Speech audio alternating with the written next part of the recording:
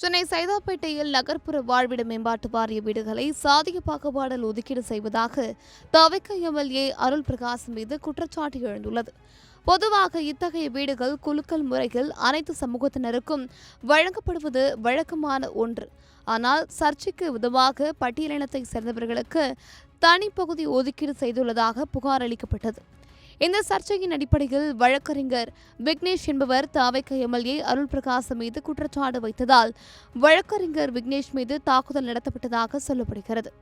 இந்த சம்பவத்தை குறித்து திமுக முன்னாள் அமைச்சர் சுப்பிரமணியன் கடும் எதிர்ப்பை தெரிவித்து தனது எக்ஸ் தளத்தில் அவர் பதிவிட்டதாவது: திமுக அரசு 1970ஆம் ஆண்டு ஏழையின் சிறப்பில் இறைவனை காண்போம் என்கிற முழக்கத்துடன் தமிழ்நாடு குடிசை பகுதி மாற்று வாரியம் என்கிற அமைப்பினை உருவாக்கியது.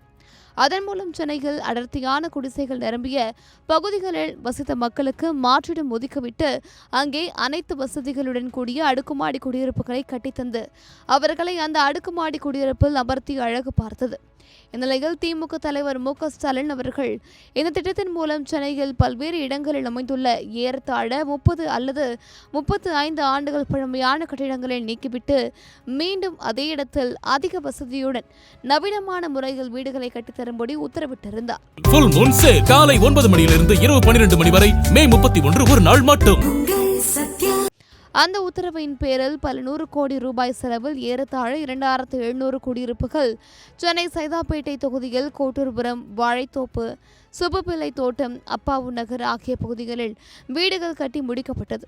இதனை தேர்தல் அறிவிப்புக்கு முன்னர் கடந்த மார்ச் மாதம் 2ஆம் நாள் துணை முதலமைச்சர் உதயநிதி ஸ்டாலின் முன்னிலையில் தமிழ்நாடு முதலமைச்சர் மு.க. ஸ்டாலின் அவர்கள் திறந்து வைத்தார்.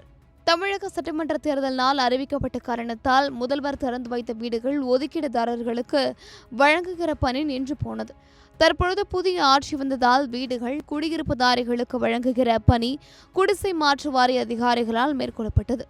தற்பொழுது ஆட்சி மாற்றம் ஏற்பட்ட நிலையில் குடியிருக்கும் குடியிருப்புகளில் எங்களுக்கு வீடு வேண்டாம், எங்களுக்கென்று தனி பிளாக் ஒன்றை ஒதுக்கீடு செய்து தர வேண்டும் என தலித் மக்கள் கேட்டு வந்த நிலையில் தவிக சட்டமன்ற உறுப்பினர் அவர்களுக்கு ஆதரவாக இருப்பதால் குடிசை மாற்று வாரிய அதிகாரிகள் இந்த செயலுக்கு துணை போவதாக தெரிகிறது.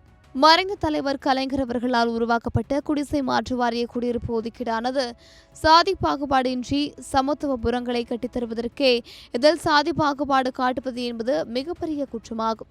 இத்தகைய போக்கினை வன்மையாக கண்டிக்கிறேன். இது உடனடியாக தடுக்கப்பட்டாக வேண்டும். அனைவருக்கும் பொதுவான நிலையில் குழுக்கள் நடத்தி சுமூகமாக இந்த பிரச்சனையை தீர்க்க வேண்டும் என தெரிவித்துள்ளார்.